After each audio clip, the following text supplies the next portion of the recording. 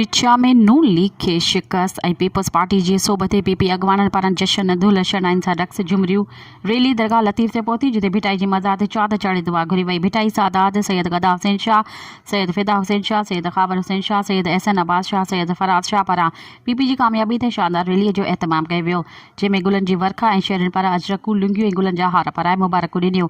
इन मौक़े ते पीपी अॻवाननि चयो त भिचा समेत सिंध भर में पीपी जी कामयाबी थी आहे। इंशाअल्लाह वज़ीर आज़म बिलावल भुट्टो ज़रदारी थींदो, मुल्क जी खुशहाली बहितरी तरक्की ऐं पीपी जी पंहिंजी चाखोड़ कंदी। इंशाअल्लाह असांजे मुल्क पाकिस्तान तरक्की कंदो। हुननि चयो त उमेद आहे त मखदूम साहिबान भिचा समेत ज़िले मटियारी में तरक़ियाती कमनि ऐं शहरनि जी ख़िदमत ते पूरो लहंदा। रैली में इमरान होत, कामरान पंवर, सदाम पंवर समेत ॿियनि रक़्स कयो। मज़ीद ख़बरनि ऐं तफ़सीलात लाइ विज़िट कयो असांजी वेबसाइट www.awamiNewsHD.com ऐं ॾिसंदा रहो अवामी न्यूज़ HD।